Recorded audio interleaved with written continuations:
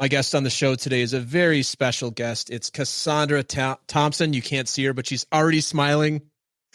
She's smiling. She's so happy to be here. She is a career strategist, which you're going to explain to us what that is. I think that's something that a lot of people would be interested in.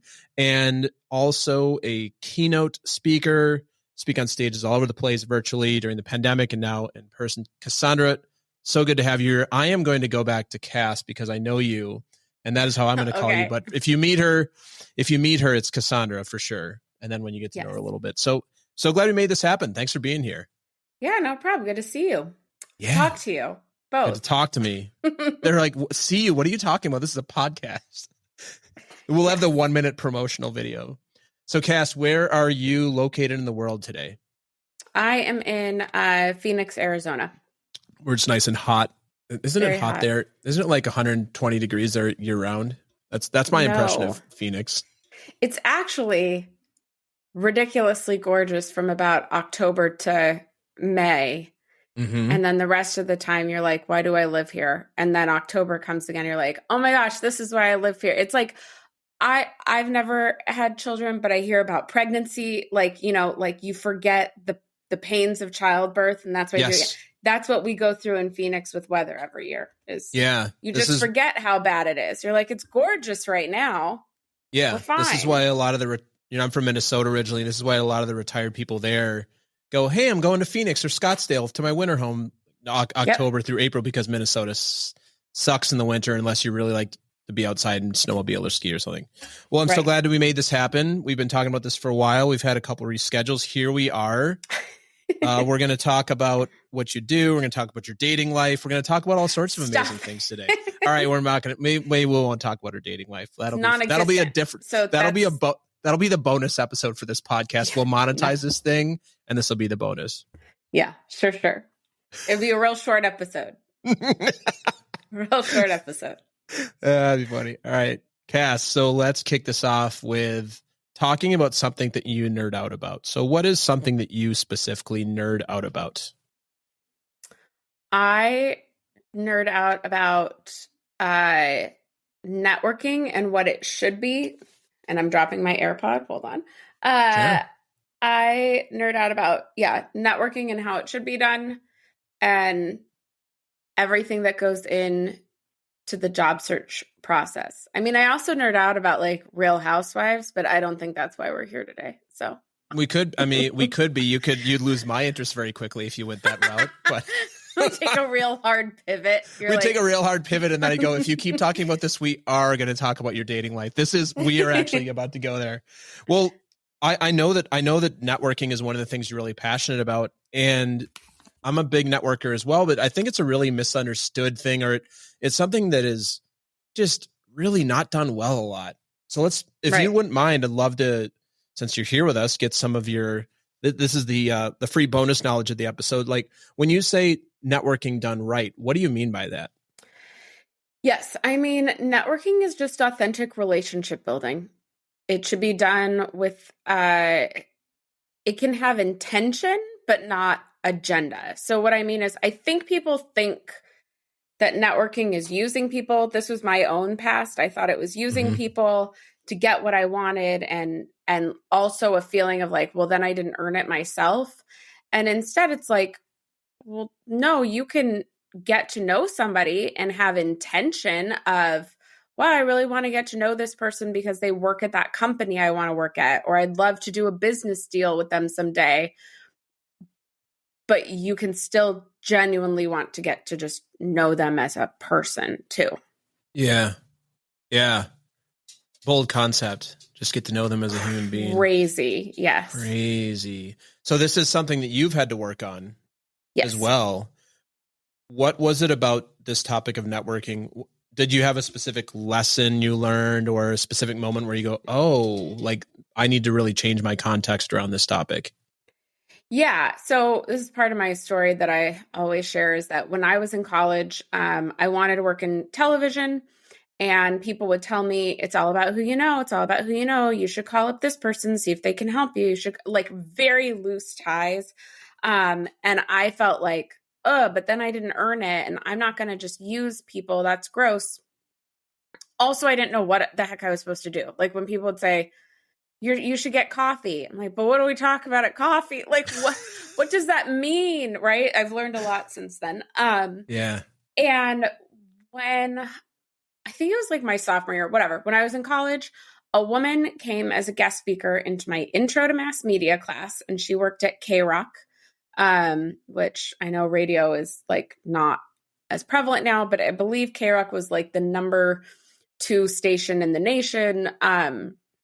And she had some very high up position. She basically came into our class and told her career journey and how it started in college with her meeting this man who owned like all the radio stations on the Eastern Seaboard. She went to school on the East Coast, and how she kept in touch with him. Like essentially she walked us through for an hour how she kept in touch with him over years, and how sometimes it didn't turn into an internship and sometimes it did. And sometimes, there wasn't a position available, but through it, and I mean, I can go in that in more detail, but it's not my story, but like through her story, I learned, it's not like a one-time event. Networking is relationship building over time. And she did seem to genuinely like this man. It was still professional. There was nothing like creepy going on or anything, but she still treated him as a human. So like one thing that really stood out to me, and I do always like to share this because I think it like really hits it home of still treating him as a human. He's this big wig, right, in radio, and she's this college student. And to me, I would have been so scared of like, we all panic over what we write in an email, right? I guess their colleges were rivals, and they were going to be playing each other in football. And I don't know what his team's mascot was, but it had something to do with oranges. Maybe he's from New Jersey. I don't know. She took orange candies. She took orange candies, crushed them up, and put them in an envelope with a card and mailed it to him and said, "We're going to crush you on Saturday." There it is. And I just was like, like he's still a human being. Like you're treating him as you're having fun. Yeah. And she seemed at that point to like understand his personality, that worked. So that whole thing completely revolutionized for me. You just like get to know people. So weird. And then you can like ask them for things or, a favor, tip, or a job. Like it works that way. So that was kind of like my pivotal moment, but it doesn't mean I was good at it. Yeah. Well, it's something that comes with practice, especially if it's not a natural part of your personality. Something that I nerd out about is college mascots. So I believe you're talking about the Syracuse Orangemen. Oh, I probably am. Nice. Thank you. I'll go add that to my my slides. Add that to your slide, add it to your story, and I want full credit, or you will be hearing from my intellectual property attorney who I actually met through networking. We're in a networking group together. There you go. There it is. All right, Cass. So what's something that you are comfortable doing, something that's inside your comfort zone that is really outside of other people's? And I'm going to take networking, meeting new people off the table since we've already talked about that. What's something else that, like in your sweet spot, that other people are like, nah, no, thank you? Oh, I could get on a stage and talk about anything for a very long amount of time and have no problem with it. Anything at all? I mean, you like, I probably could riff on anything. I don't know. If you try to get me to talk about mascots, it would be a little hard, but I can find a story. But I just don't have a fear of public speaking. Mm-hmm. And apparently that's a real big fear for a lot of people. Arguably the biggest fear in America, the statistics say. Is this something that you've also had to develop, or is this something that was always come naturally to you? I think some of it is natural, and some of came as a child. Like, first off, I was that kid that I'm the youngest in the extended family. So that's important to know. So I was treated as a baby until I was 18 in terms of the extended. So you're looking for a lot of attention all the time. I'm not looking for a lot of attention. I just got a lot of attention. Got a lot of attention. You got a lot of attention. Yes. You're used to a lot of attention. There was a big age gap between me and the other cousins and relatives and everything. So I was like the little one all on my own. So anytime there was a school performance or anything, or like I had a solo stand, I would have to stand on the, you know how there's like a ledge in front of fireplaces, like in the old days there would be? Yeah, they would make me stand up there like my little stage, and I would like sing to the room. And so that, I think I never had shyness about that. And then when I was in elementary school, I had a brief attempt at acting and took acting classes. And so that too, I think just made me very comfortable talking in front of people. I actually think I don't think anyone should have, I'm not for kid actors, but I do think everyone should put their kids in an acting class. Yeah. At the very least, did like teach a lot. Yeah. At the very least, if not an acting class, like an improv class or somewhere where you have to stand up and do something in front of an audience and be seen and realize that for most people, it isn't actually that scary. Once you get over the fact that, hey, there's some people looking at me, and that's cool. Yeah. So what about the other side of the coin? Something that's uncomfortable for you, something that's outside your comfort zone that you know other people enjoy doing or are happy to enjoy, or they'll do it. It's inside their comfort zone. Anything athletic. Including college mascot. including watching it. Oh, yeah. No, I don't. Yeah. I'm the girl who got a C in PE. Like How is that possible? Because if you didn't dress out, if you didn't bring your like PE clothes, like that uniform that they make you change into, if you didn't bring it, you didn't have to participate in 6th grade. And so I forgot it. But you also got docked. Sure. Yeah. So I counted up how many times I could miss it and still pass. So that's like in English class, not doing the paper. Correct. But in PE. Yeah. Yeah. What's so in interesting. English class, I would do the paper, but. And you live in such a massive sports town. Well, I'm from Orange County, still a massive sports town, but another massive sports place. Yeah. But you have, but not only do you have all the professional sports leagues in Phoenix, you also have all the spring training for baseball. So it's just a big sport. It's a huge sports town. We do? I didn't know. No, I'm kidding. Yeah. Yeah. You're like, Can you imagine if I had no clue? I would have been like, is that why there are so many baseball fields? You're like, it's weird in March and in late February and early March, there's a whole bunch of people come here. I don't understand. It just gets so busy. And also a ton of golf courses. Correct. That you can only golf like early in the morning or late at night, or you will literally cook, which is amazing. Mm-hmm. Yeah. Okay. So we're not going to talk sports today. It would be a real short conversation. Yeah.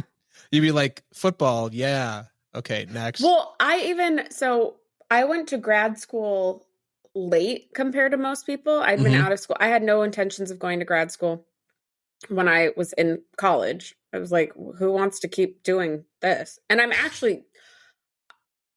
very good at academia. I don't actually enjoy academia. So I was like, the joy of never writing a paper again, can't wait.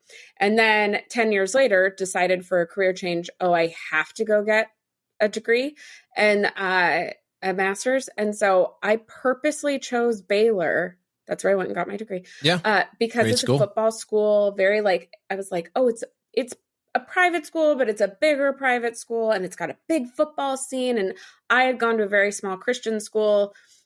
And so I wanted that really traditional experience. And I went to one game and went, oh yeah, no, I really don't care about football. I don't care about football. But I went being like, yeah, I want to go to a football school. I want that. Yeah. I want a tailgate. I want the whole experience. I went to 2 games in the old stadium and 1 game I was there when the brand new stadium opened, which was for football people, they know the stadium there is quite spectacular. I went to the homecoming game and went, well, check that box. It's funny you say this about sports before you move on is also national champion men's college basketball 2 years ago. And also they always have a great women's basketball So yes, I've heard of this woman from my alma mater who seems to be stuck in another country right now. But yeah. Oh, that's she was quite a big deal. She's Brittany. I didn't realize she went to Baylor. Yep. Mm. She did. All right, Cass. So speaking, yes, you are a speaker, which means you have content to deliver. Correct. And so I always like to ask this question of people who have already written a lot of speeches. Okay. Give you 5 minutes.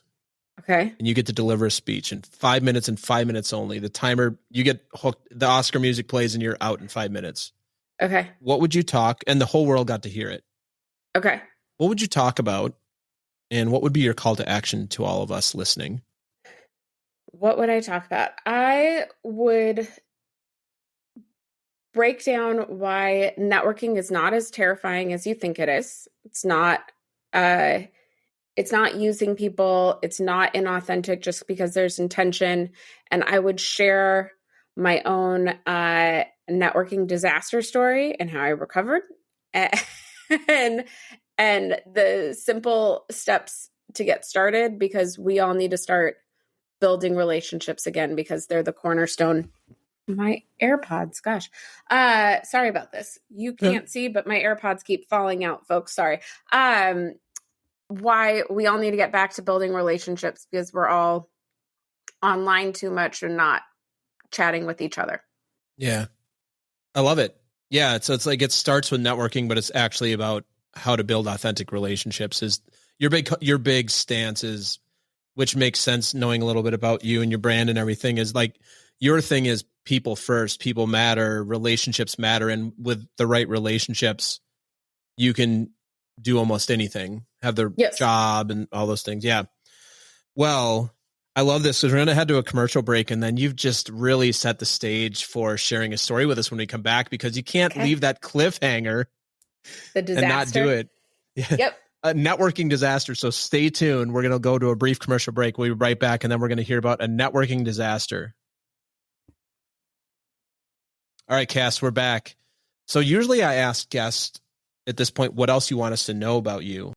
The Talking to Cool People podcast is brought to you by Jason Frizzell Coaching.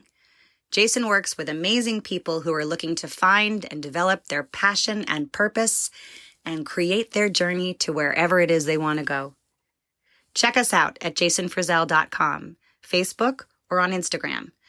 Jason loves hearing from anyone who thinks it would be cool to connect, to be coached, or to be a guest on our show.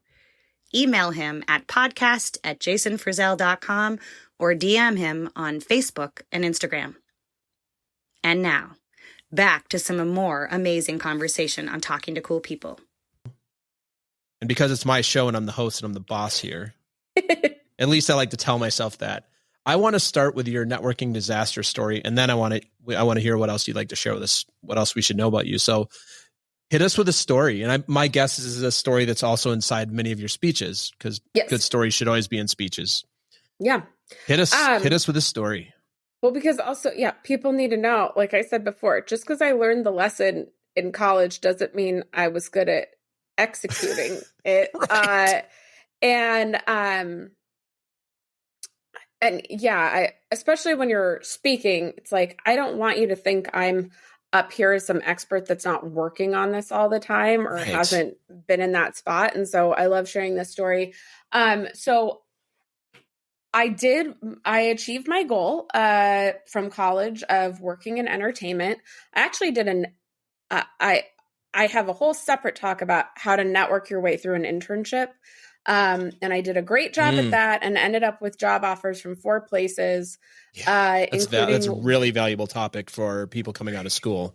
Yeah, including, and it sounds very braggy, but my whole point is the stuff I did, anyone can do. So I did a great job there, but then I got into the industry. I ended up accepting a job at Wheel of Fortune and Jeopardy. And is that Merv Griffin Enterprises? Is that what that's, or is that used to be? It was syndicated through them. Now it's CBS, I believe, unless it got bought again. It's CBS distribution. Yep. And we were owned by Sony, because there's always like 17 companies involved in how this works. Of course. So I ended up working, I got promoted once, ended up working in contestants at Wheel of Fortune, and being like an ambitious, I don't know, 24, 25-year-old was already kind of looking at like, what's my next move going to be? Because while Wheel of Fortune treated me wonderfully, I have nothing bad to say about them. It's a great, well-oiled machine. And so no one leaves it. And this is right on the beginnings of social media. And so no one's really using that for networking yet. But I know that to get my next job, you got to network, right? Like, again, it goes back to it's very much and any industry is like, you have to network to meet people, but that in particular is very much a who you know industry. Yeah. But I was really stuck of like, I'm in this great job, but I want to learn about things like development or other production roles. And I don't know how to, I can't even find anyone to network with because I'm on this show where everyone has been here forever. Well, the executive producer of Wheel of Fortune was developing 2 new game shows, and they were doing test runs for a couple of months. And they hired our department to come work a couple of nights a week to help in the development of these game shows and bring in like practice contestants. And so when I went to do that, now I met 3 new people, right? I had there was the executive producer, the creator, and then the development person. And so we worked on that show together at night, and I got to know them a little bit. And we we chat here and there on set and have a good time, but waited until the show was over and asked the development guy, like, hey, could we meet for lunch? Development is something I'm interested in, and I'd love to hear more about it. And I think I also need to set the context of like, sometimes we all talk about networking like it's so easy to do, and you forget that, oh no, you still have a job attached, and there's that fear of, I don't want the people at my work knowing that I'm asking questions because what if they fire me because they think I want to leave and all of that.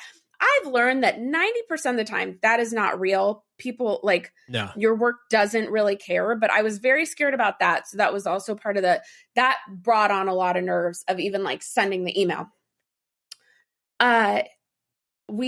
He said yes to meet for lunch. Again, I need to remind everyone, this is somebody I knew. This is somebody I had like chatted with multiple times. Yeah. But I was finally getting my shot to ask these questions. Like I was finally getting my chance to be like, tell me about development. Tell me about how you got started. What do I need to do to get into it? All these things. And I put so much pressure on that lunch of like, this is my chance. This one lunch is my chance. That's how I saw it. And then the lunch was like, I scheduled it at a dumb time that it was across town and I had to get back at a certain time for a meeting that I couldn't be late for. And so I just scheduled poorly. So that stressed me out. So I come to this lunch and I was the biggest weirdo on the face of the planet. I think my shoulders were up at my ears. I still remember we went to the Daily Grill, which if anyone's been to a Daily Grill, it's kind of got a menu the size of like a Cheesecake Factory. Like it's got a billion things. Yeah. I had already looked. This is again in the day. This makes me sound so old, but this is again in the days before like everybody looked up restaurant menus before they went. And so I get there, I get there and I look at it for a second and I set it down and I just sat and he's like, but he had to look. And he's like, do you already know what you want? And I said, I've just been really wanting a Chinese chicken salad. So I thought I would get a Chinese chicken. And they have a Chinese chicken salad. Like, what a weirdo. He asked me what music I liked and I couldn't answer. Like truly, like I had just built it up so much in my head. I wrote an apology email when I got back. Oh my God. Like, I was like, sorry, I seemed real off today. Thanks for answering my question. Like, just a mess. Did he tell you that you felt off?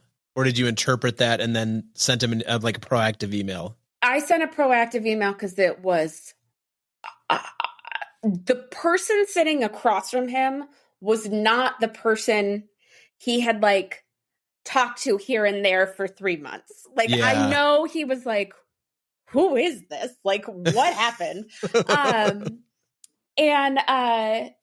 interestingly, I am Facebook friends with him, and he is like, I share this story in talks all the time, and I've thought about this. I'm like, I need to message him and be like, hey, do you remember this? You need to have a video. You need to do a Zoom meeting. Here's some more IP to put into your presentations. Okay. Do a Zoom meeting and record it and be like, was I weird? And have them just be like, yeah, when Cass tells you she's being weird, she was actually being really weird. Like, this is a very true story. Weird. Yeah. I know. I might just do it because I don't care now. It's hilarious now. But yeah, no, that lunch was so bad that I spent. So if anyone knows the Enneagram, I'm an Enneagram 1. We can't let certain things go. We can't let mistakes go. Yeah. Every day on the car ride to work for 2 years, I thought about that lunch. Oh, dear God. Like, this was terrible.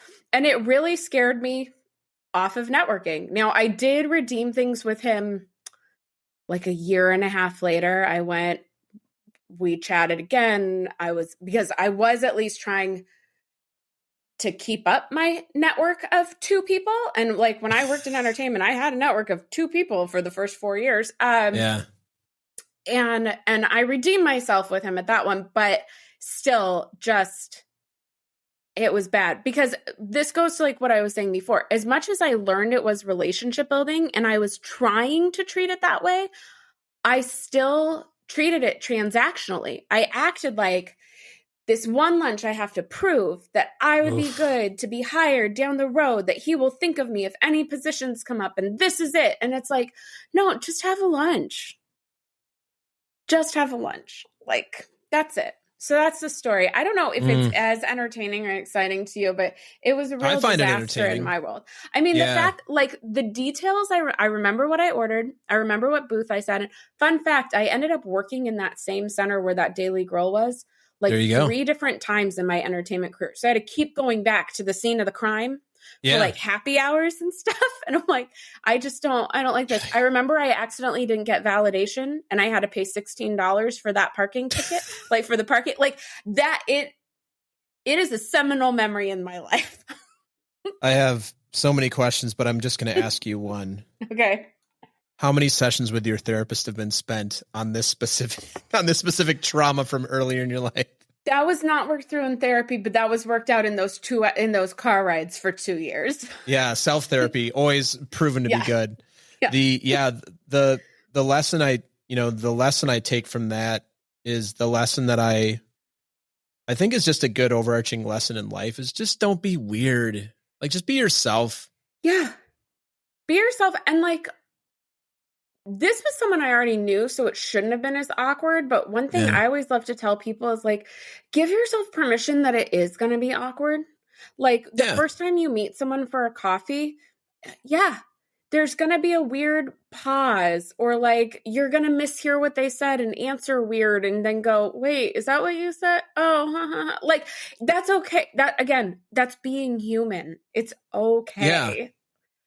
Or the other thing I'll say about this before we move on is just owning, hey, just to let you know, I'm a little nervous right now because I really respect your career. And I am a little like, that's fairly endearing to most people. It's be like, hey, like I really admire your career and it's a little nerve wracking for me being here.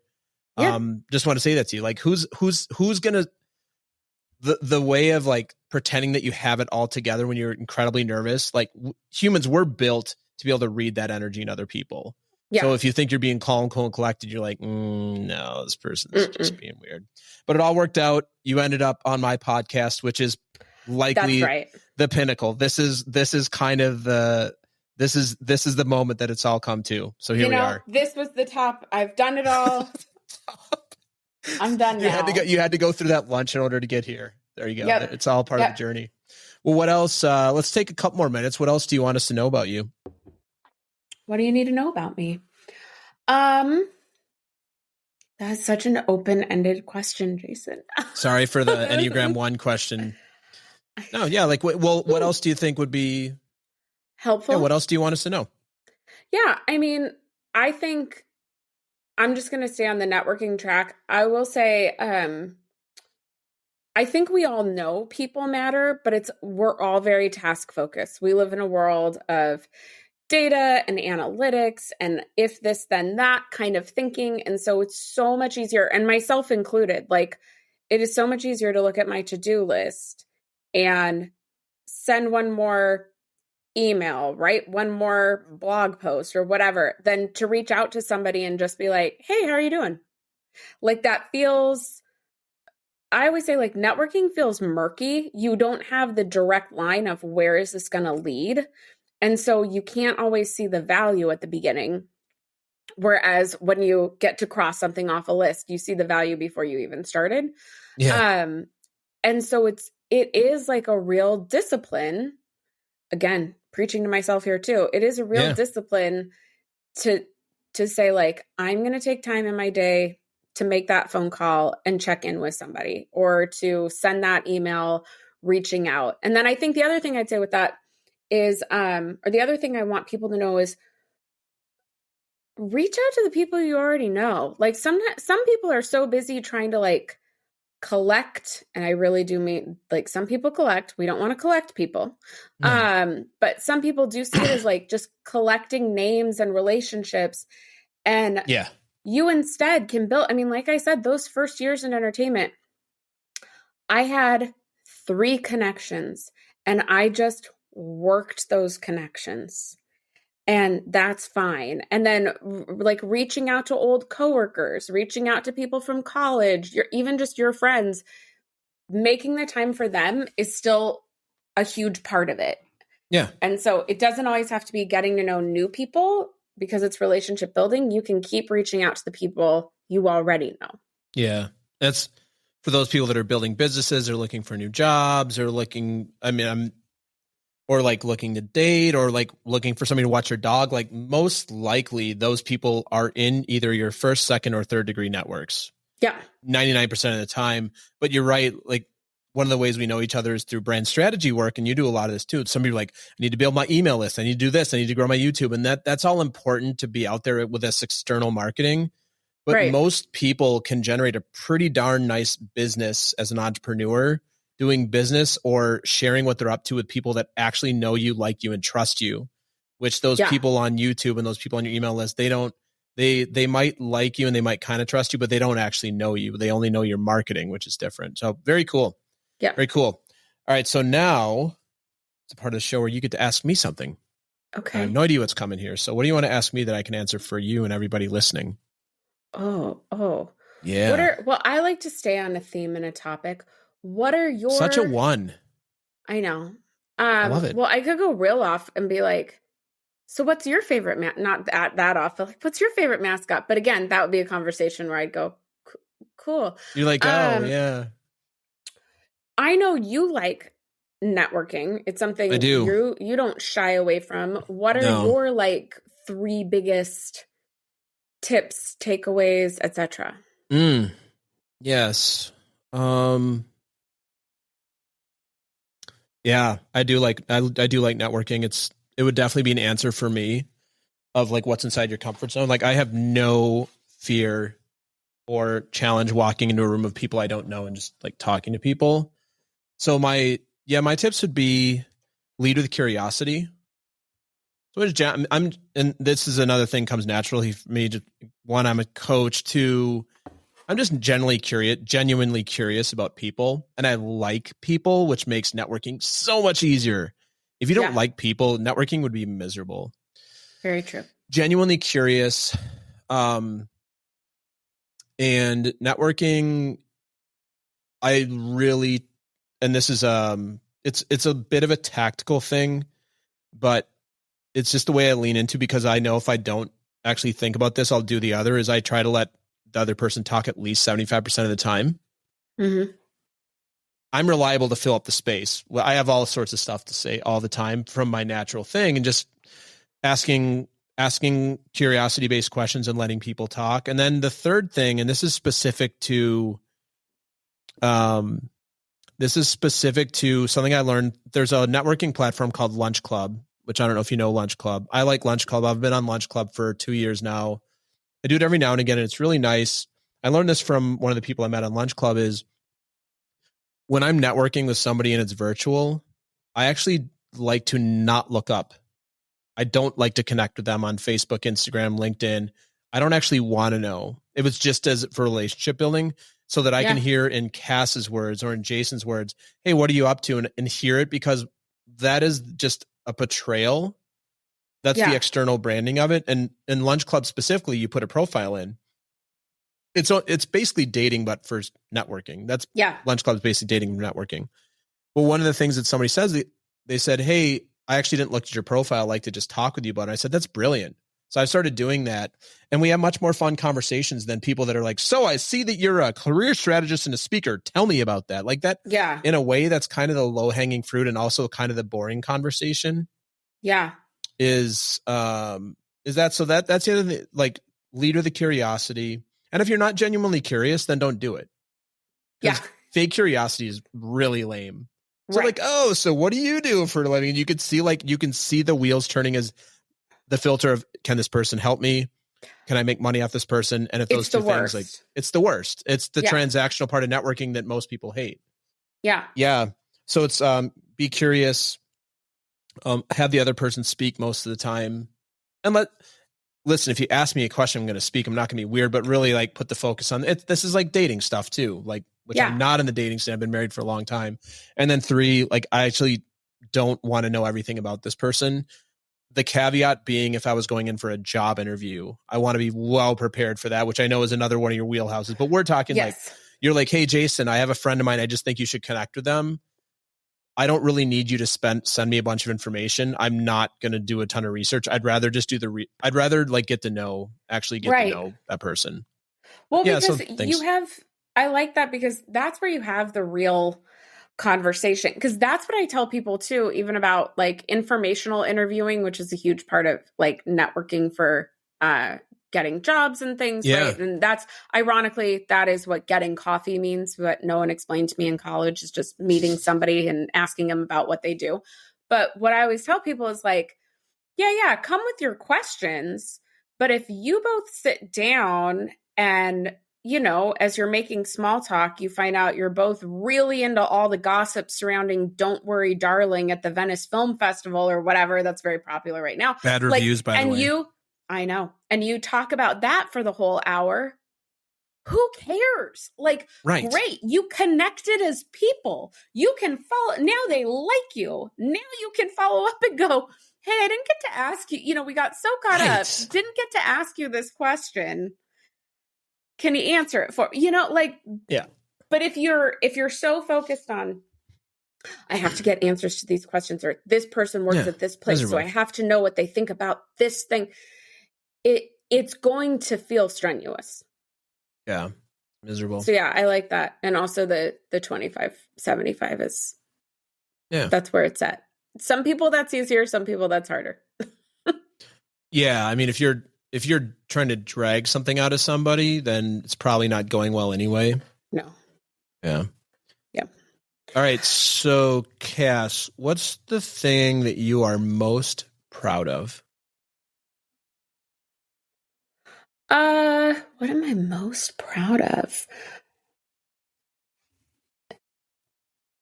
So it might sound weird, but I think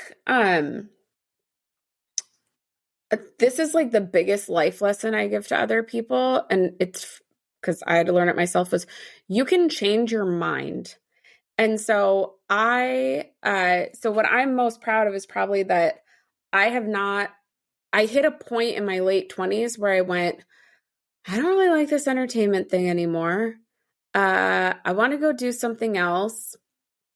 Well, it kind of happened over a couple of years, but learning like, oh, it's not a mistake. It's just an experience. I think I was I'm like kind of all over the place. I was very, in college and in my early 20s, I quote unquote did everything right. I had one internship that led to a bigger internship. Like I said, I networked my way into a corporate job at the #1 and #2 syndicated game show, like syndicated shows in America, right? I was getting picked up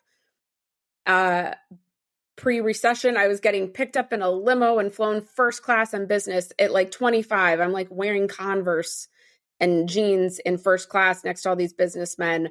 And so on paper, it looked like I did everything right. And I thought I had to keep following that path and but was very afraid of making a mistake in any area of life. I don't think that's the same thing as perfectionism. I think they're different. Mm-hmm. It was just fear of like, oh, but what if that wastes my time? But what if that wastes my money? But what if trying that job throws me off my career track? And finally hit a point where I went, I'm just going to try something. And if I don't like it, it's okay. And then that led to other things that I tried. So first thing I tried was in 2008, I wanted a new job. But if anyone remembers, it's kind of a recession. And everyone had a hiring freeze. And so I went, well, I can't get a new job, but I've always wanted to be a TV host. Not always. That came a little later in life, but like had some inklings that could be something to work for me. I lived in LA. You could take hosting classes. So I went and took hosting classes because I know it's a long shot, but none of the other things can pan out right now. So might as well take it. And kind of from that experience learned like, oh, this isn't a mistake. It didn't pan out the way I'd wanted it to, but I met a ton of people. I learned a bunch of things. I think it's why I had kind of a jump start feeling comfortable when I went on YouTube for my own business. Yeah. But from there, like, right, that then gave me the courage to leave my job at a certain point and the courage to go back to school at a certain point and like spend 2 years again. So honestly, the thing I'm proudest of is kind of changing my, not personality, but like very much what was a core part of myself until about 28 and realizing like life's too short. Try it. Like just go try stuff. Yeah. What I hear there is like it's like a reframe it's a reframe of the internal dialogue of the external circumstances. Yes. Which is not an easy thing to do. No. Because you come in for 28 years with a specific story of how it's supposed to go, how you're raised, and nothing wrong with how you're raised, I'm sure. But it's just like the things you bring from your childhood, your academia, what you believe to be true, and to actually be able to like, I call that elevation, to get elevation outside of what you know to be true and take a look. I would look at, you get to look down and be like, oh, if I was a third party observer and say like, hey, this isn't actually what I want anymore. That's super cool. Because that's something that some people don't have facility to do and probably never in their whole life get a chance to do. Yeah. Thank you. Yeah. Yeah. Yeah. Well, this is kind of the perfect setup for the next question. Okay. What's something that you're afraid might actually be true about you?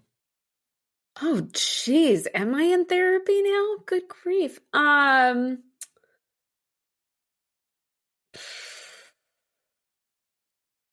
you going to edit out my long pauses on here? Because, wow. Now I'm not going to. No, you should. That's like dead air. People are going to be like, good grief, this girl. Interviewing a broadcast person. I'm like, oh, yeah. Terrible. Okay, say the question again. What's something that you're afraid might, what's something you're afraid might actually be true about you? Oh, I always think people don't like me. I think I'm kind of unlikable. I'm afraid that's true. Oh my God. Kind of a deep one. Yeah, you didn't. I mean, we've got like a couple minutes. This is such a good one. Yeah, no, Katz, this is such a good one because the second part of the question is, and what do you do to compensate for that fear? And I think it's pretty obvious that you've leaned into networking, getting to know people and building relationships. Like we all, and I've said this on the show for years now, part of who we are in the world is to compensate for who we believe us to actually be at our core. So that would really make sense that if you believe like, and that's just like your psyche, like, oh, you're unlikable, then you're going to try really hard to be likable through networking and relationships. Like it's not even overcompensation. It's just the way our brains work is how are you going to then appear to the world? So, in your words, how do you compensate for that, or how do you deal with that is probably a better word. Maybe compensate's a bad word for it. Yeah. How do I compensate for that? I think part of it is, I fully, like, now we live in a world of so much education around absolutely anything that, like, I've read books on likability. I've like watched charisma on command on YouTube. Like, am I doing any of these things? Am I obnoxious? What am I doing? My like methodical brain loves all that stuff. And I think too, for me, it's a lot of like praying to know what is true. Now we'll get on the spiritual side, praying to know like what is true.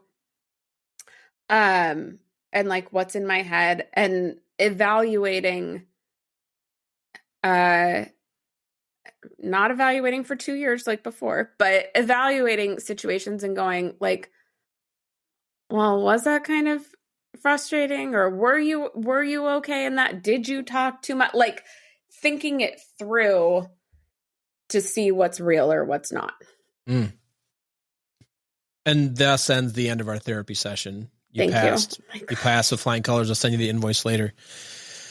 All right, Cass, how do you see the world?